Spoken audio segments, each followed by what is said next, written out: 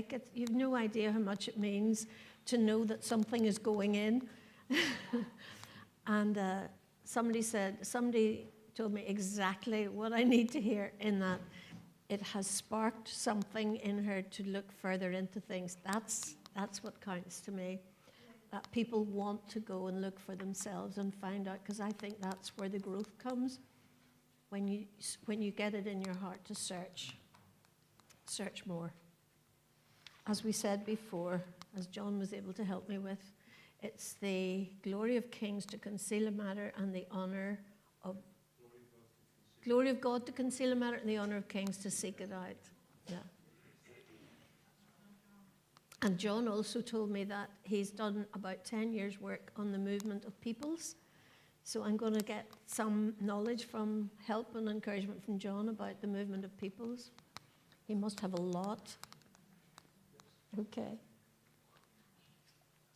Okay, let's do a little bit of Hebrew then.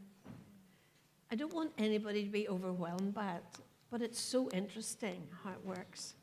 So what you see at the minute up there are 3 little Hebrew letters. You can't actually see the dots under them. That's what gives you the clue about how to sound them out. But you see the 3 letters. The one that looks like a Y, first on the right-hand side, right to left is the way you look. That can be, when it has a vowel, it can be any sound that the vowel gives it. So you know our vowels, A, E, I, O, U. It could be an A, it could be an E, it could be an I, it could be anything that the vowel gives it. And so can the Aleph, which is the one that I showed you that looked like an ox's head. That also can take any of the vowels. So up there we have got an Ayin, a Bet, and a Resh. And those are the 3 letters that make up that root of the word Hebrew. That actually makes the word Hebrew. Now I'm going to build it up here, because all those names that we gave Ireland all have those 3 letters in them, or most of them anyway. Yeah. No, the second one doesn't have a Bet or a vet, but the other, see the W, that actually would be pronounced as a V. So all the others have got all those 3 letters in them. So there's something here, there's a root that actually makes sense here. And remember that Eber was the son of Shem, and that was Abraham's ancestor. So that Bet, I've already said to you, the one in the middle, the 3-sided one, can either be a B sound or a V sound. So it could say Ever, Eber, or Ever. Or it could be, the Ayin could be, and the I is pronounced as E. So it could be an Eber or Ever. And there could be an ending on, it could be a little ending sound be put on it, like Ibri or Ivri. And the word for the Hebrew language, Ivrit. So it's like word building, isn't it? With the 3-letter root in Hebrew. And remember, each letter means something different. The first one, the ayin, the one that looks like a Y, is literally your eye. It's an eye. It's about seeing. The next one is the bet, which is a home or a dwelling place. And the resh is head. Literally, rosh is head. So it brings, the letters bring their meaning. All 3 meanings come into each word, whatever those 3 letters are. So Abraham was the first to be called Eber, or Hebrew. Avram ha-Ivri, Abraham the Hebrew. There's just the other sounds that you can put instead of the vowel sounds. We'll give it the A, the E, or the E sound. Some of you might really enjoy learning a bit of Hebrew. If you learn a bit, it gives you an example of the richness of the language. Anyway, these Middle Eastern influences, it wasn't only Hebrew influences. There were other, obviously, pagan influences, Sumerian, Armenian, all these names. In Ireland, we have got the first witch, apparently, was Ara. She was considered the most powerful, and that came from that area in Samaria, around Samaria. And you know, we have loads of names in the west and south of Ireland with that Ara in them. I don't know if you can identify any for you, but I'll tell you what we have. We have the Aran Islands, the Ara Mountains, the Fountain of Ara, couldn't be clearer, in Tipperary. I've been there. I walked past it. You know, water always had deep spiritual, mystical qualities. I think they always thought the water was some sort of link to the underworld as well. And then when the Christians came, again, whether it's good or bad, they claimed the wells and made them spiritual wells in the Christian sense. I don't know actually how sensible it is to do that, but Eru, this is interesting. Eru, the Irish goddess, you know, that's why we're called the Aran Islands, or the Aran Isle. Eru was the Irish goddess, personification of Ireland itself, which is why I think the High King had to mate with Eru. That was the one he would have mated with. And that's why the island, it's always known, the Republic of Ireland is Eire, E-I-R-E. Now, if you look up there, can you see a flag, the Irish flag? That was, can you see it on the hill? On the hillside? On the hillside outside Belfast, the nationalist people used to make great statements. They used to use stones and different colours of things so that from every part of the motorway, the main motorway from Belfast, you would see what they had written in white stones. And this particular one was made out of different coloured stones, and it said, you know, the nationalist people in Ireland in Northern Ireland do not want Elizabeth as their queen. They don't want to recognise England's queen as their queen. So they wrote up there, Erin is our queen. Now that's quite a statement. That gives such territorial rights. Now I've never been up there. I've never been able to get a time or people to go up there, and it's long gone now. But I'm always hoping that somebody had the initiative to go up there and pray over that land. That made such a strong statement over, that hill looks over Belfast. So maybe I will do it someday just to satisfy myself that it's been done. I need a group of people to do that. That's the sort of thing you need to be looking out for. Statements that were made over the land, things that were spoken over a land. It makes a claim. Anything that comes out of our mouths, what is it about the word? The word in our mouth is powerful.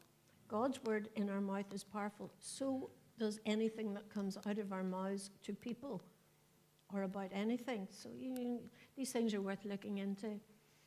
When I looked into this, I was really tickled by it because I could talk about the movements of people.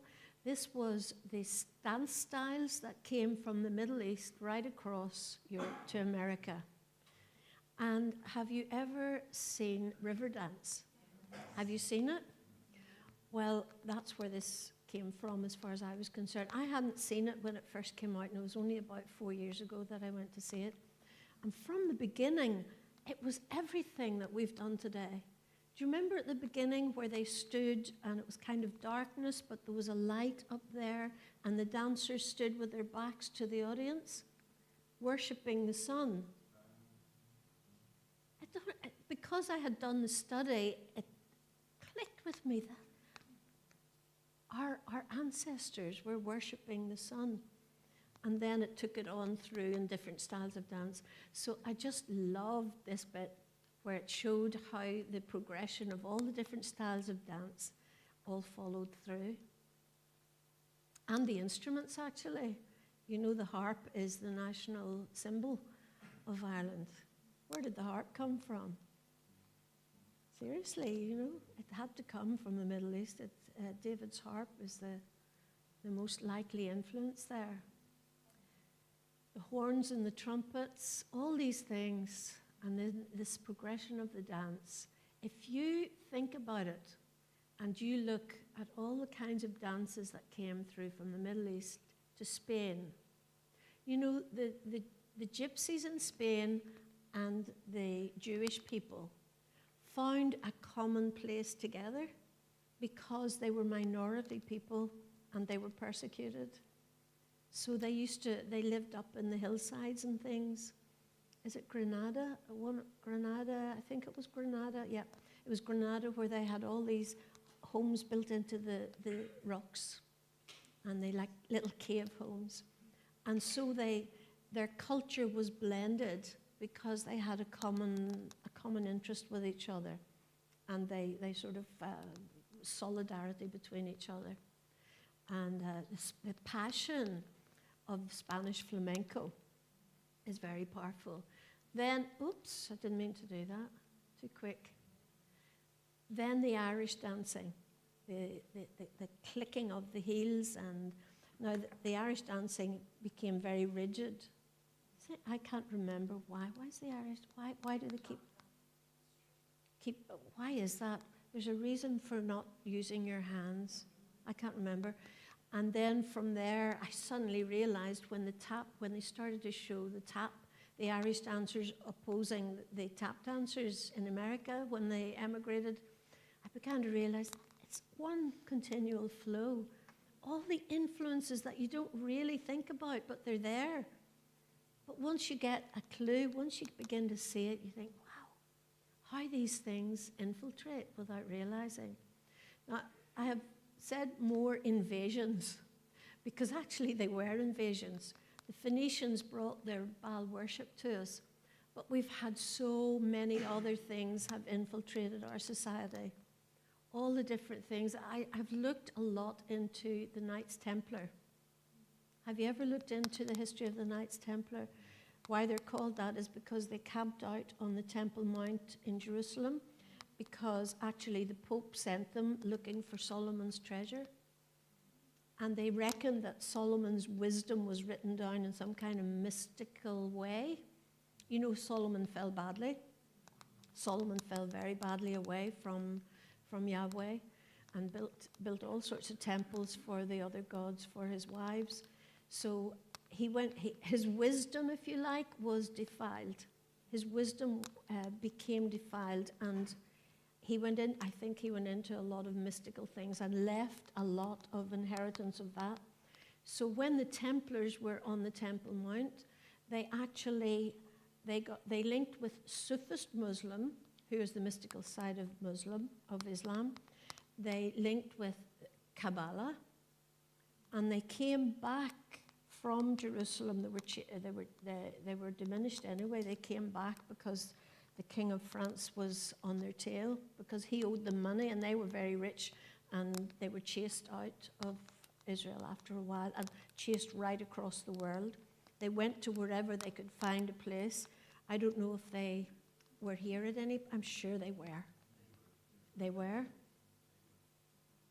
Who said that? Okay. Okay. They're definitely in the west of Ireland, and Dublin, they're definitely in Ireland. The traces of them are there.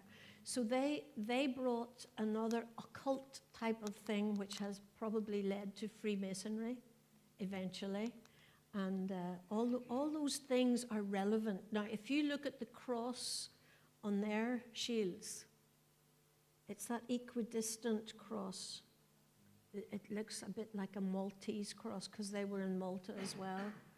They have their traces right through the Mediterranean and right across. I'm realizing that I'm doing that. I'm going from west to east instead of what I'm saying. I'm doing the opposite to what I'm saying. All these things have been an influence on us. We've got, our lands are absolutely overcome with Freemasonry. There's a lot of Freemasonry in Israel as well, by the way. A lot. It's a very strong influence. So we've got then, they came during the 12th century. There's the Freemasonry symbol. New Age. Well, New Age has been here all the 20th century, but especially when the pop idols, the Beatles, went across to the Far East and made it popular with the young generation, which was my generation at the time, and came back with all the mystical stuff from New Age. And now, as we said earlier, you can't even go into any kind of beauty therapy or anything, but they're practicing something. They're doing yoga in churches. Well, you know, the very name yoga means unite. So what are you uniting with? Every beginning shape that you make in yoga is worship to the sun god. I actually heard that from somebody on television about 15 years ago. Every position is worship to the sun god. So people don't know these things. You know, ignorance is not bliss. Ignorance is dangerous. I was talking to somebody at the break, and they were saying, inspired to speak about it, just drop a seed. Just drop a seed. Don't push, don't argue, don't fight. Just drop a seed. That gives a thought. That thought can lead to another thought. They may not agree with you, but that thought will still be there. That question will still be there. I remember I was going to do yoga when I was in my mid-20s because I wasn't walking with God, and my mother said, no, don't do that. And I was normally very rebellious and would not do what my mother told me or advised me. But that thought stuck with me, and I didn't do it. I'm very glad I didn't do it. So although I wouldn't let her know that I didn't do it, I actually did hear what, you understand what I mean? You know how that goes? I was rebellious, all right. Thank God, he changed me. Neo-paganism, Druidism, all these things, and Satanism. Do you know, they have around the 5-pointed star in Satanism, the Baphomet, they have the 5 letters of the word Leviathan in Hebrew. What a mix. L-V-I-A-T-N. Leviathan in Hebrew, the 5 letters.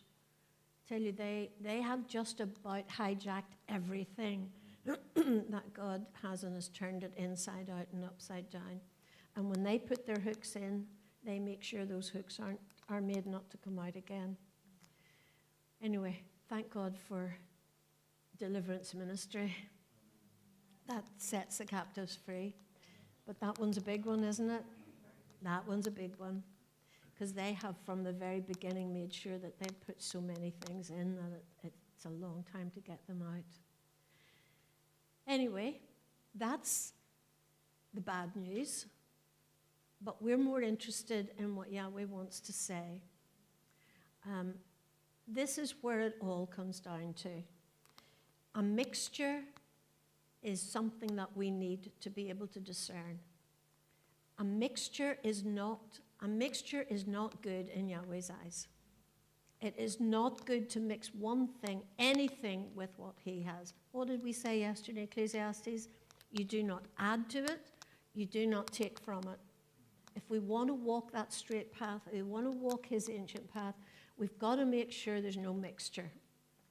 And it's not about getting scared of everything, you know, and looking around you and not worrying what's coming next. It's just to educate yourself.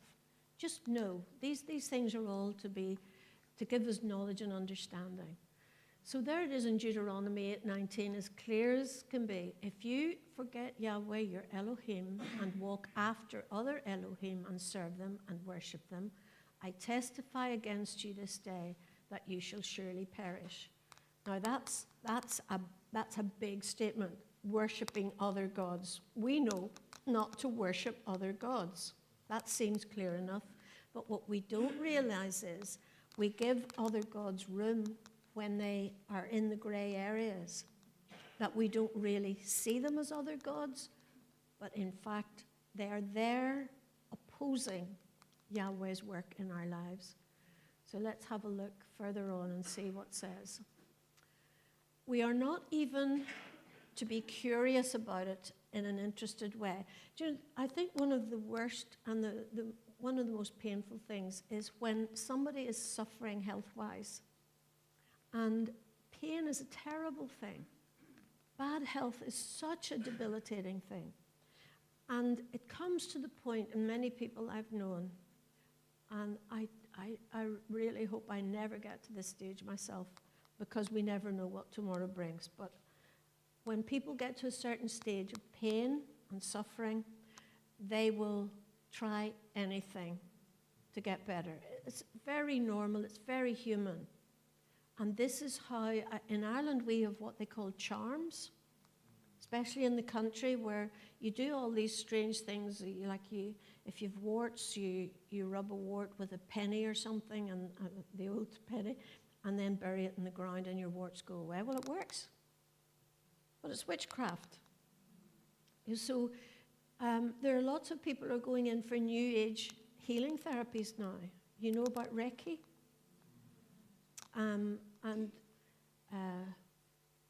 There's all sorts of things that they do now, and it looks like it's a gift. And some people believe it's a gift from God, but it's not. You are looking for another energy, channeling it through that body to bring a change in the body. But it'll not only bring a change in the health in the body, it'll bring a change in the spiritual awareness and the spiritual ability to get to know God. So he said in Deuteronomy, everything that he told his people is for us too, just to be wary, aware, and to listen. He said, how did these nations serve their gods? That I may do the same. That was the curiosity that, say, the tribe of Dan had. Oh, look, they do that. I'd like to try that. Maybe that might work for me. That's sort of being very banal in the way I say it. Everything that I command you shall be careful to do. Careful is the word. You shall not add to it or take from it. See to it that no one takes you captive by philosophy.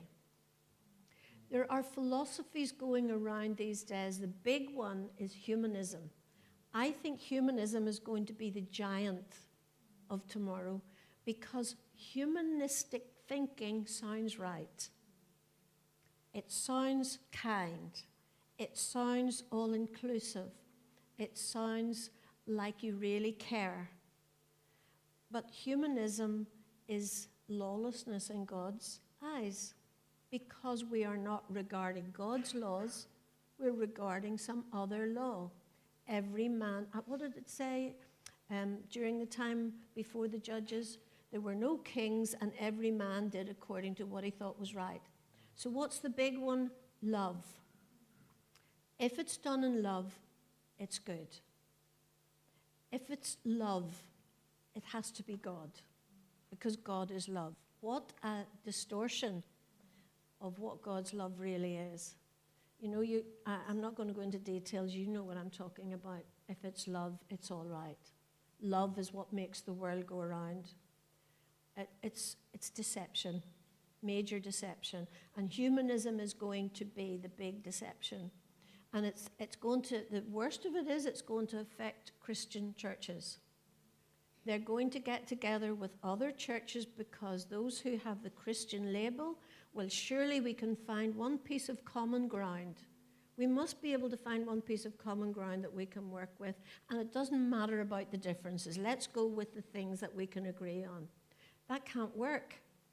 It can't work, because some of the things we've talked about today are in the church. Anyway, I'm not talking a divisive message. I'm talking about a message based on what God recommends for us for our good. So don't be taken captive by philosophies or empty deceit according to human tradition. It's not safe, and it's not good, and it won't get you where you want to go. He doesn't change. He doesn't change. What he's put down at the beginning is the code, the moral code, the love code, whatever other code you like to call it. His law, anything outside his law is lawlessness. And there's going to be a lawlessness in the end of time. It's said there's going to be a lawlessness that's second to none. Something has happened to the writing. It's gone behind the picture. Never mind. That's Mount Sinai. whenever God approached his people to say, I want to come close to you. I want to have a relationship with you. I've brought you out of Egypt. Now, if you like, I want to marry you. I want to be your husband. I want to have you close like that. I want to have an intimate, loving relationship with you in the right sense, in the God sense. So he made them a proposal. He said, if you keep my commandment, that's the only if you keep my covenant, be ready for the third day, I'm going to come to you. You get ready, wash your garments. It was very physical in those days. They got their bodies clean, they got their garments clean. They prepared the way the law said they had to prepare, ready for him to come to meet them. That was the proposal. He says, you will become a special treasure to me above all nations, a kingdom of priests and a holy nation. Be ready for the third day. Do you remember when we said there's a seventh day coming that is fully complete as far as God's times are concerned? Well, I told you that 3 was also an important number. There is also a third day, a resurrection day. A day is as 1,000 years. 1,000 years is as a day in God's sight. There's nothing in the scriptures in the Old, that's what we call the Old Testament, in the first covenant. There's nothing there that is not still relevant now. So we're being prepared. Doesn't it say? Prepare the way. That was John's message. Prepare the way for the Messiah. Well, we're preparing for him to come back. And there is a preparation that we need to do. We need to get ourselves ready. It's no longer washing our bodies. It's no longer washing our clothes. It's getting his word in our hearts and living by it. And by the blood of Jesus Christ, we are cleansed from sin. We need to be aware. We need to check ourselves. We need to have his word in us. And what is it David said? I'll hide his word in my heart. I'll hide your word in my heart so that I don't sin against you. It's a preparation. I think it's going to be harder and harder these days to prepare ourselves with all that's surrounding us, with the whole social system that's surrounding us. But it's essential. And you know, there's a beautiful thing about God's mercy, but there's also God's judgment. And I don't mean to speak judgment. I'm just saying there's a balance between Elohim and Yahweh. There's a balance between the two. And you can't have the one who is so gracious that I can do everything I want to do and he'll forgive me. We've got to remember that reverential awe, that yireh that we talked about yesterday, where we know him and we know his word, and that gives that balance between the Father and the Judge. It's going to be something that we'll have to do. Yeshua said, if you endure with me, you will reign with me. There's a truth in that that's going to be more real as these days go on. So they were told to be ready for the third day. If you like, we're preparing for the third day because there is a wedding. There's a wedding coming. But these people weren't ready. They thought it sounded good, and they said together, we will. It's really like a wedding ceremony, a marriage ceremony, isn't it? He made the proposal, they said, we will, and so Moses helped them to get ready. But what did they do? Moses was too long up the mountain as far as they were concerned. We're back to the same thing again. They need somebody there to tell them what to do. And they began to get restless, and Aaron was left to deal with them. And Aaron didn't do very well. He tried to appease them. This is what Aaron tried to do, right? They couldn't see God. They saw him on the mountain, but he scared them. They didn't know how to connect with him. So Aaron obviously thought to himself, right, they're used to seeing something in worship. They came from Egypt, stuff all around them. We'll get all the gold jewelry and we'll put it together and we'll make a calf. Remember, the ox meant something to them, that it was part of their understanding of Aleph as well in the Hebrew. So he made this golden calf. It's appeasement. It's mixed stuff. And instead of getting them to worship Yahweh, it ended up there was revelry, drunkenness, revelry, sexual things going on. It was just chaos. And when Moses came down, they had been offered intimacy and declined. And this is the beginning. I mean, it was just one generation after another who mixed worship. Joshua led them, and the people said to Joshua, "We will serve Yahweh our Elohim, and we will listen to his voice." So he cut a covenant with them, took a stone, raised it up as a witness. But they didn't remove, the scriptures, they didn't remove all the influences of the pagan nations. And within another generation, they served the Baals and the Ashtoreths. So he raised up judges, rescued them, but at the death of each judge, they'd turn and act even more corruptly than their fathers. How many times do you read that about the kings? You'd get one righteous king and then the other king, and he would be worse than the father before him who had gone astray. And they did not fall away from their stubborn ways. That's man, isn't it? Isn't that human nature? Stubbornness. This is the kind of mixed worship. Solomon, who was given such a gift, he made a house for Yahweh and for Molech. The worship to Molech? It was a very big statue set up high, an animal creature-like thing, but it had like human arms.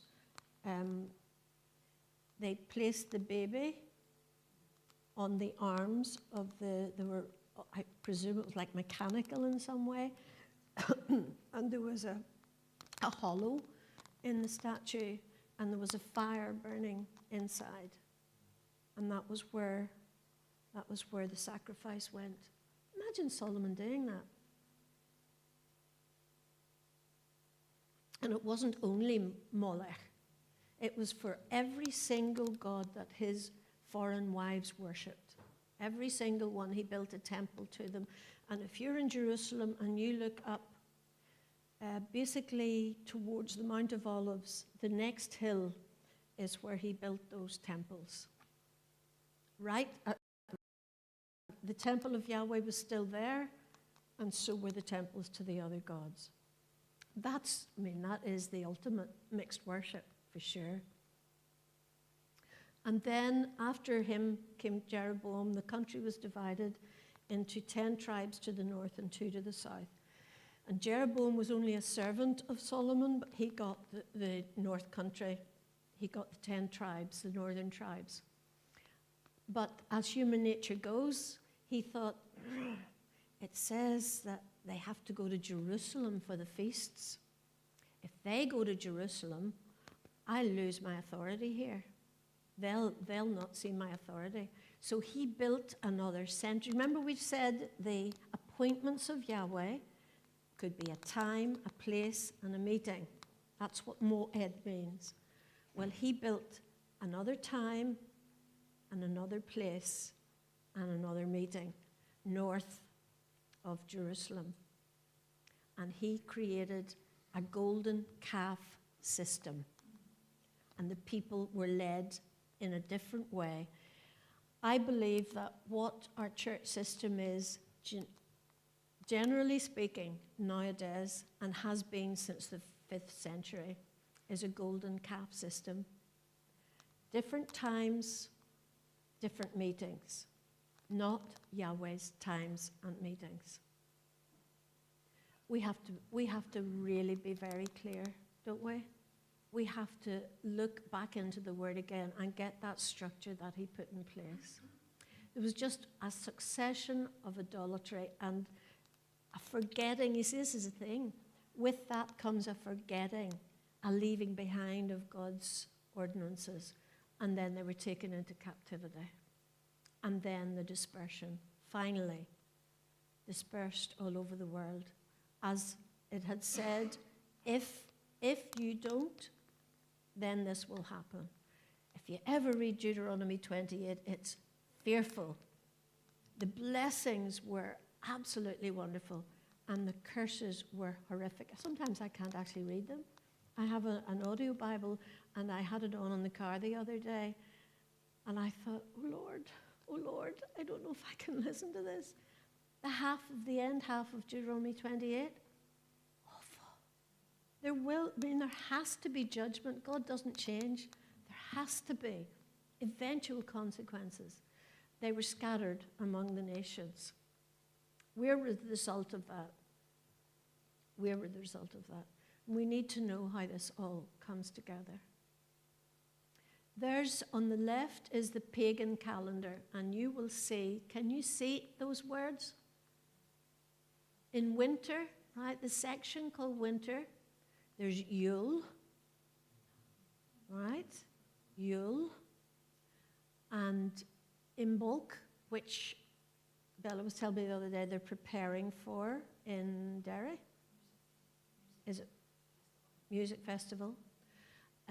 Then comes Easter, which is Easter. In the spring, you see the green section. Spring, what's that? Oh, Beltana, which is the 1st of May. Then the next section, the darker green, which is going into summer, is, I can't read that, because I can't, Letha, do you know what that is? Because I can't remember what that is. And beyond that, Lammas. We were reading about Lammas. We have a Lammas fair in Ballycastle at that time of the year, in the summer. So we're still, all of these things are still in our social structure, still there, still celebrated.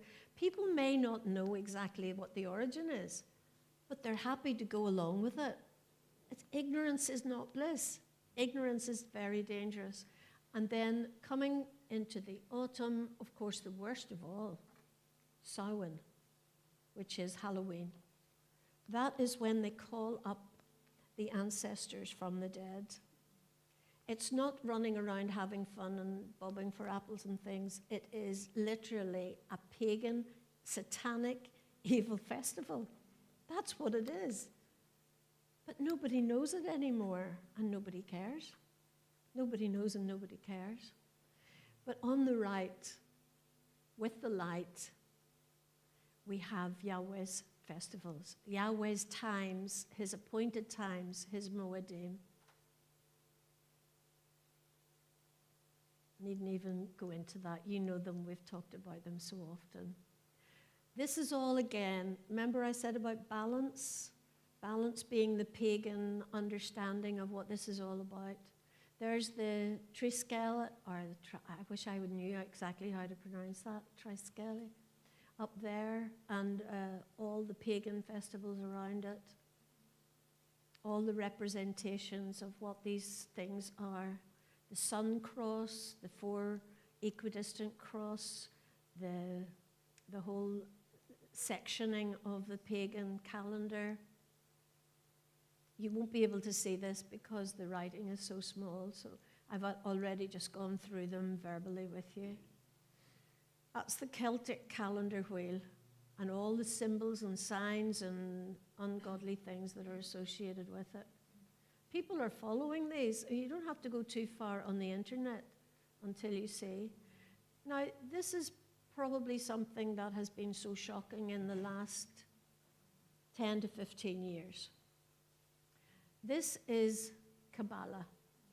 This is mystical Judaism, and it's well practiced among the rabbis in Judaism. But unfortunately, some people in the prophetic movement have got a hold of this, and I did mention it yesterday about the year, the Jewish year, that people are prophesying about the particular year it is now, and it can't be valid because the calendar's wrong anyway, so it's got no foundation to start with.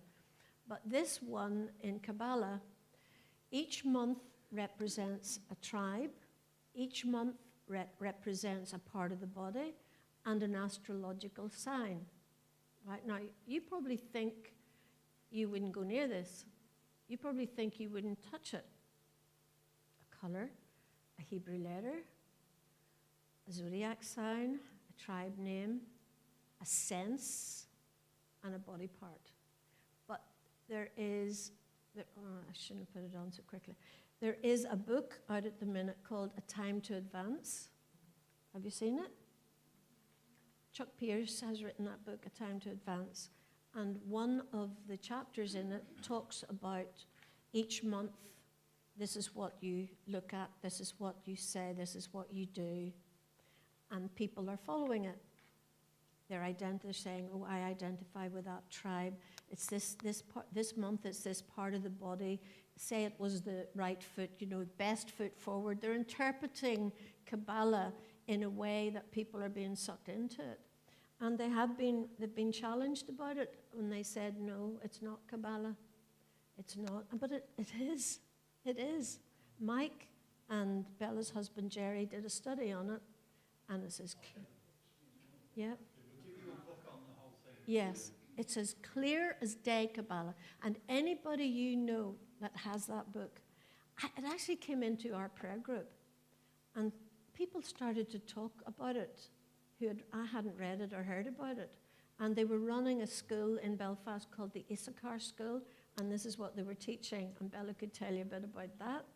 But if you have time, you can ask her, because it was, they were shocked at what they were teaching, and people were loving it. Because, the prophetic stream in Christianity is quite easily led into mystical stuff. You can't be careful enough, and prophetic people can usually be enticed into experience, the glory, and we all love the glory. There was the glory of God in this place today, but it's seeking an experience rather than the person of Yeshua and our Father God. And it takes you into something. It's like this. It's a focus that takes you away from what the true focus should be. And people run to every prophetic group and experience they can find. So, yeah, there are books about this, because if you know anybody who has the book called A Time to Advance, just point it out to them gently. You don't want to get into heavy stuff. That's all you have to do, just drop seeds. So these are present-day observance of these pagan things. Yule, Christmas, Easter, Samhain, Halloween, Baltana, May Day, all the May Day things, they've all got pagan, all those things are pagan traditions. Letha, there it is, it's St. John's, it's Midsummer. That's what it is, Midsummer Festival. And it's a fire festival. Fire's a root of that sort of thing in paganism. And we have that Lammas Fair in Ballycastle. Bohemian Grove I spoke about earlier. Well, I'll not even dwell on it, because you can look into this yourself. 2 weeks in midsummer. It began in 1879, 70 miles north of San Francisco. Global elite, because it's basically Americans and leaders in America, high positions in America, but they can invite anybody they like from another nation or country. So it's not just confined to Americans. Anybody in government, military, finance, or industry who is somebody. And the owl, the owl is false wisdom. When you see the symbol of the owl, it's false wisdom. There are lots of necklaces now with owls and things. It's all coming from this new age affiliation. But it's filtered, isn't it? It's infiltrated and filtered, little this, little that. It's so easy to be drawn in, because it's pretty and it's nice. But the owl is a false wisdom, and it's venerated as a false wisdom. So this cremation of care is what they do. And I have this great big, if you maybe can't see it, but the dark picture on the top right is how they do it. They dress in robes. They have lanterns and torches. They carry in something, whatever it is, put it on where the owl is, and there's a special altar, and they burn it as an offering. Let care be gone, and let us have fun and do whatever we like. And what they do is beyond words. It's been well documented. They have lakeside talks, so they mix government, they mix decision-making, high-ranking officials make major decisions. There was, I don't know much about this, but there was a Manhattan Project which was decided on in that very situation in 1942. The whole thing is very secret, very sexual, and very perversive. But this is where we want to go. This is the ancient path. This is the one that God has put in place, the eternal quality, the prophetic times and seasons. And again, it goes back to Noah, and we've done this yesterday, so I'm not going to do it again. It's when he said, look, I'm going to make this covenant with you. It'll be about harvest. As Yeshua said, the harvest is the end of the age. And in this particular presentation, I talked just a little bit about the cherubim, but I'm not going to do it now because we've done all that yesterday. And the wheel in the middle of the wheel being his cycles and his times. See, that was I did a better one. What was the original one I had with the wheels, but I got a better one this time in yesterday's presentation. So this is 7 within the 7 within the 7. What did you think about that wheel within a wheel? Does it make sense? Does Ezekiel's vision make sense? Because it's God's principle set down from the beginning. So here we are, the church, and this mixed worship. We may think we have a pure worship. As I said yesterday, there are people who dearly love the Lord, and they just don't know what's being mixed in. But we have changed his appointed times for a kind of golden calf system. All these dates and traditions of man, and Sunday instead of Shabbat. Do you know what? I just learned a couple of years ago that the whole Sunday thing is actually based on 2 scriptures, and none of them are translated properly. It's actually wrong translations. Oh, I'll let you know that sometime. That's fascinating. A whole tradition of Sunday based on, it's not, of course, it was manipulated and controlled and brought in by wrong means. Even the Celtic church, the circle, the Celtic cross, the cross was not a symbol of the early Celtic church. It was brought in at a later stage, but even that, it has the cross, and then it has the sun sign. People don't like that.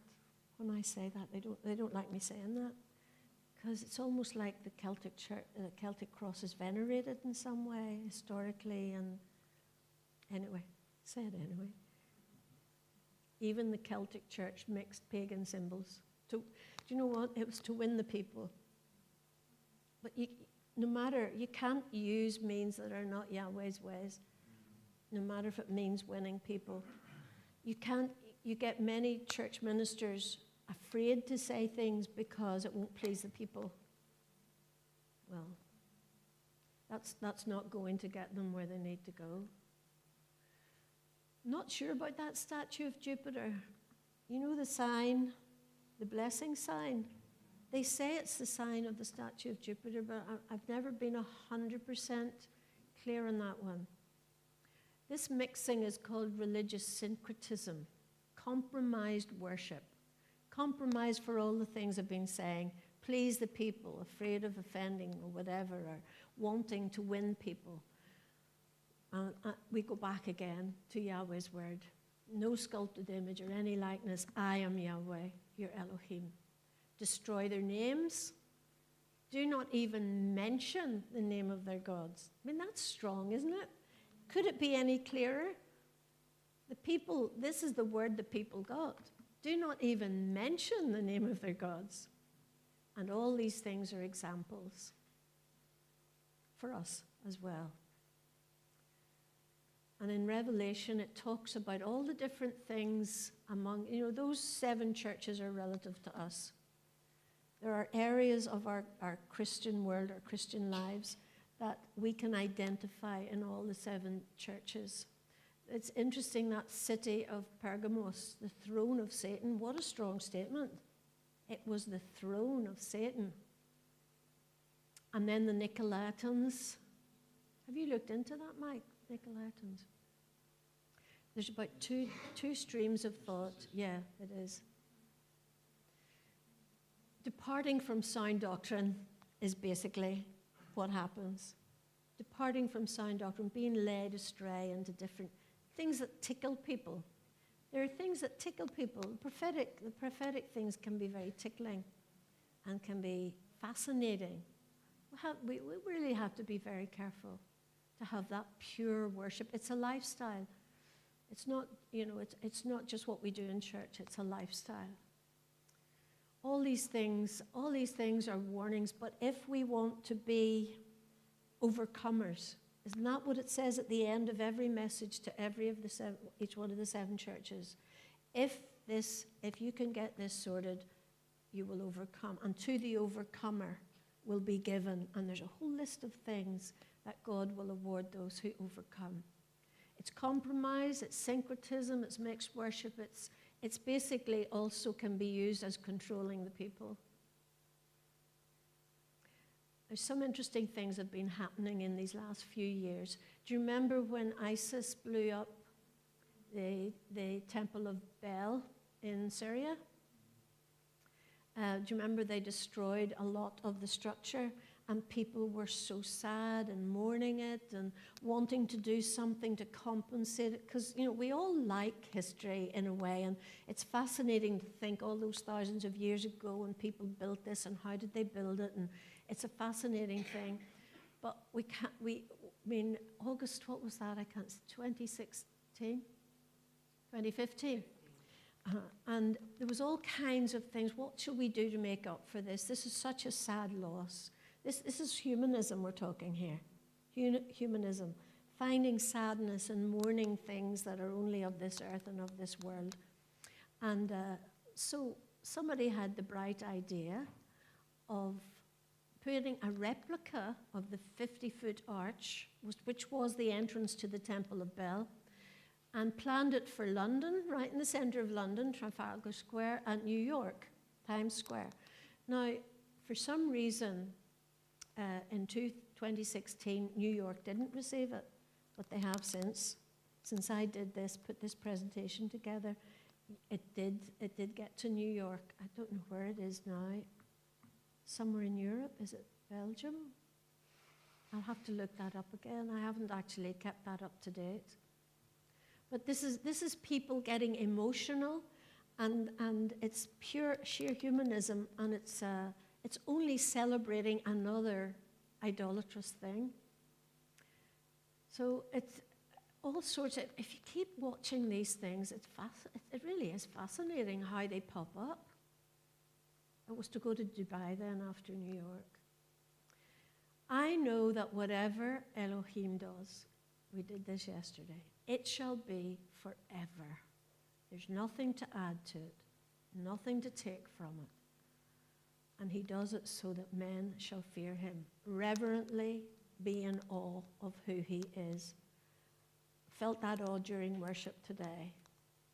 He is the Almighty One. How can he, as David used to cry, what is man that you're mindful of him, and the Son of Man that you visit him? But he does. Did you ever have him saying something really so intimate to you? I mean, such a personal little thing that you would think, why would God be bothered about that? I mean, even this is the most banal, I think, of anything. You lose something. We've done this. Bella and I did this just last week. Lose something, and it's important, but it's only important to you. It's not important to the world. It's not important to anybody else, but it is important to you, and you get anxious and stressed. She and I actually prayed about something last week, and within about 10 minutes of us praying, because I was in the car, you were in Derry, didn't even have to be together, we just agreed in prayer, I got out of the car, and in my mind, I saw a picture of where the thing was. And I went into the house, opened the cupboard, and there it was. It wasn't only important, it was important to my daughter as well. And I thought, how can that be? And it's not just once. I'm just giving you one example. We just sometimes don't get it. He cares about us. He cares more than we can even know. And that wasn't going to affect anybody else in the whole world. I am astounded. I am overawed at what he does. And I've known him do it for so many other people. It's not just my experience, it's others as well. We must get this understanding. He cares more than you can ever know. You might feel small and insignificant. That's not the way he sees you. He sees you as he purposed you to be, and he'll be working in you to bring those purposes about. He'll be working in you, if you'll just work with him, to raise you up to where he has always intended you to be. If it's man's ideas, it dilutes, it distracts, and deceives. It's confusion, it's deception, it's Babylon. There's a Babylonian system that's in our world. What we can do, if there's been anything in your life, if there's been anything in your land, if there's been anything in your family, repent. Turn back. That shuv, that 7 turning around, that sheva, that shuv, that turn around. Make confession for your land, for your people. If my people who are called by my name will humble themselves and pray and seek my face, turn from their wicked ways, then will I hear from heaven, forgive their sin, and will heal their land. That's as clear as it could be, isn't it? He will. If we do, he will. Let's get doing these things. The land does need cleansed and healed. And as we started, so we'll finish. The Daniel 9 model. He stood for his nation when he knew the times of God were right to do so. Identify with your nation, make confession of sins, ask for mercy. There's always a personal one with your ungodly family inheritance as well. Stand in the gap for the church, the body. As a person in the body of Christ, you can stand for the whole body. And it can be effective. Pray the word. That's one thing. It's so good to pray the word. You're not even thinking of what to say. You just get the word and you say, Lord, your word says. Therefore, you're speaking it into existence because you're in agreement with God if his word says it. These are just some recent things that came up. You know, that it's Hebraic roots we're interested in, but not Judaism. That's what we've been talking about. False anointings. As I say, the prophetic is probably the most susceptible to this. False prophets will rise up with signs and wonders. It can be in the church as well as outside the church. It's not, do you know, for years I used to think that Christ, Jesus Christ, according to the English, that Christ was like a surname. I did. I don't know if you ever thought that. It was like, you know, Jesus Christ. It was like his whole name. It's not. It's Yeshua HaMashiach, Yeshua, the anointed one.